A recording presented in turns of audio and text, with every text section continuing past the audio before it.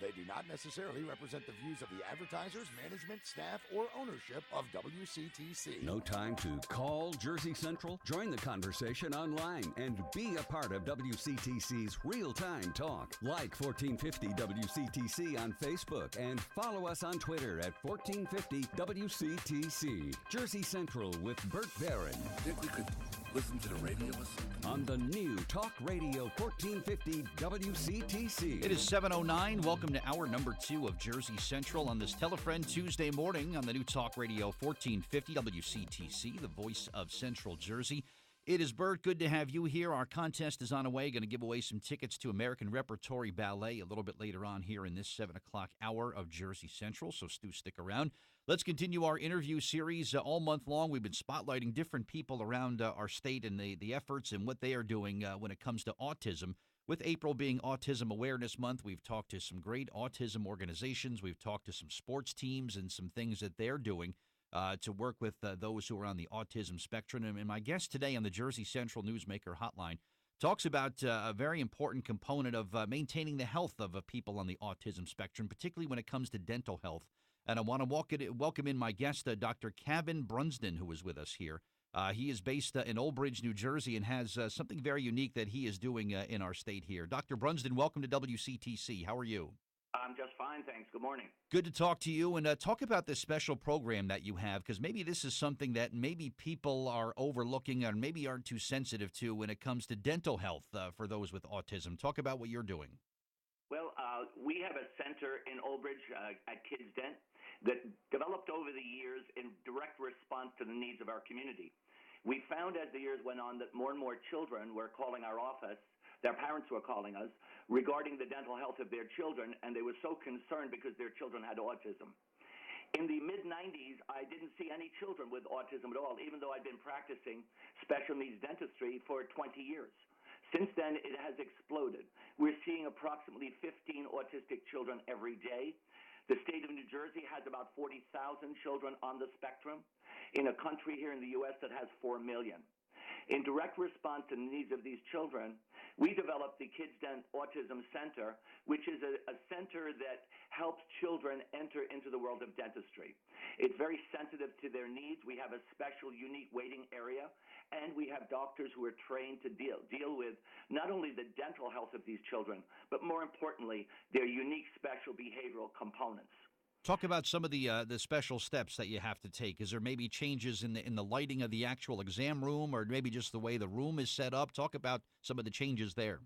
Well, our office, from an environmentally designed point of view, is designed specifically to manage the psychological behaviors of all children. Autistic children are no different, other than they might manifest their responses to the environment in a more profound way. Autistic children have a disorder that has a social, communication component, and they also engage in repetitive behavior and interests. Our office is filled with fidget toys, which allow these children to actually physically interact with things that they're comfortable with. Many of the toys in the environment are from the world of autism. In addition, we provide our children with a social story concept. What this means is that before they come to our dental office, they can download from our website, KidZdent.com, a social story that takes them and walks them through the dental experience from start to finish, so that they are pre-desensitized to actually walking in the door. And that's a pretty important. Yeah, I can see how that could be so important, because there's no surprises. Someone who is going to your office there knows exactly what they can expect, what's going to be said, what's going to be done, and it kind of puts the person at ease before they even get to your office, which is a great idea. Yep. Excellent. And talk about even for people that are dealing with autism, still to get that first dental visit. You still look around that first couple of years, or maybe that first year of life, Dr. Brunsden, for that? Well, Bert, the biggest problem that I see, in all honesty, is the lack of early intervention for parents with children on the autism spectrum.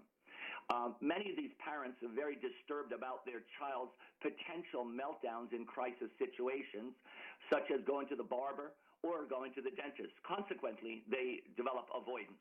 We encourage them to bring their children when they're babies The American Dental Association recommends that the first child's dental visit should be age 1.